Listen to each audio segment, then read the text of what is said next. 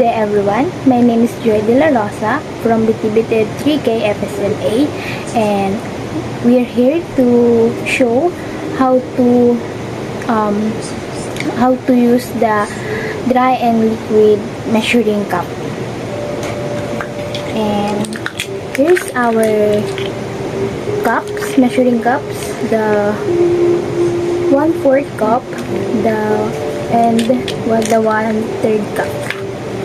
And this is the cup that we need to use, and we have 2 cups for this measuring cup for 0.5 liter. And this is brown sugar, white sugar, and flour, and our oil. And first, we need to measure the white sugar, and we need to use also the 1/4 cup and scoop. And also we need to use bread knife or spoon or knife, yung ordinary knife. Then scoop.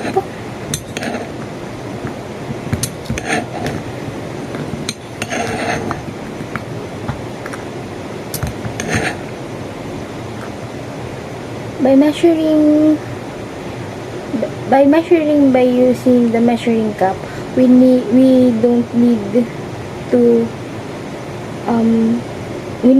we did not use this one.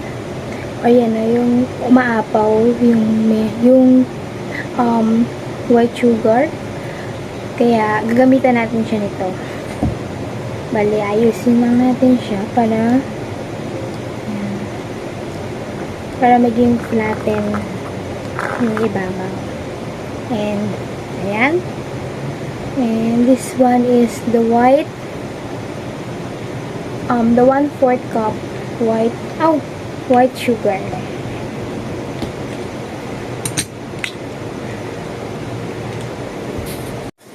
And the second ingredient that we need to measure is the brown sugar.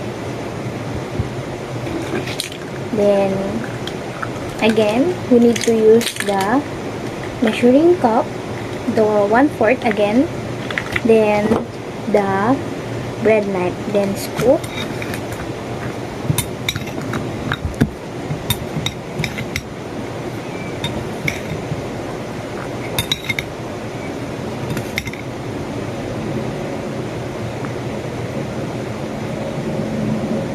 but remember that if you having measuring ingredients, example this one, dapat kailangan siksik or wala siyang ampaw sa loob para ma-measure natin na yung mineasure talaga natin is tama at walang hanging sa loob, or yung term na tama yung na-measure natin. Ayan, gamitan ulit natin siya ng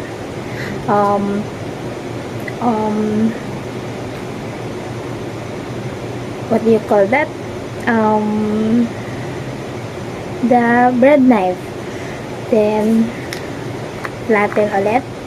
Ayan. Then again, this is the 1/4 cup brown sugar.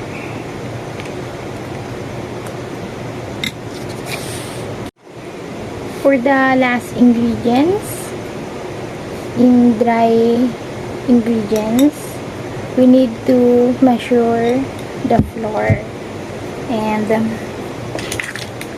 by using the 1/3 cup, then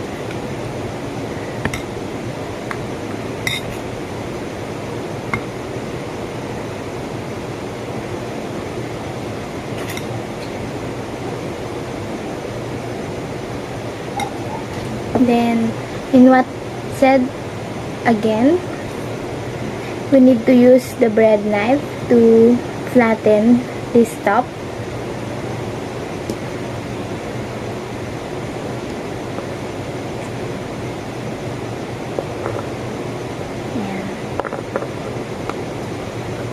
And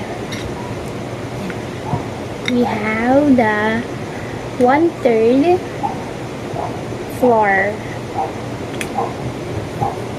And now for the last ingredients, which is the oil for liquid ingredients or liquid ingredients in baking. And now we need to use this cup. Ayan. And remember that if you measure the liquid ingredients, we need to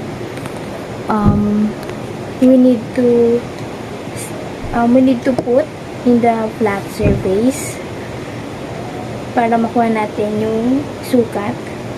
Then for now, I think we need to use the 1 cup. Then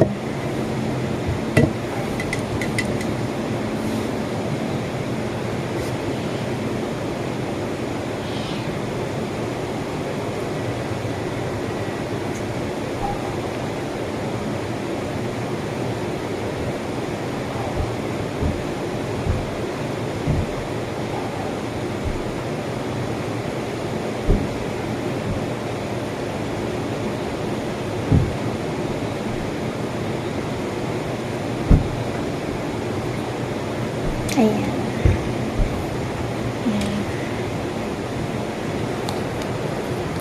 Ayan. We have the 1 cup oil. And we have the 1 cup. We have the 1 cup oil. Hindi lang siya masyadong kita sa camera, but this is 1 cup oil. And thank you for watching my video.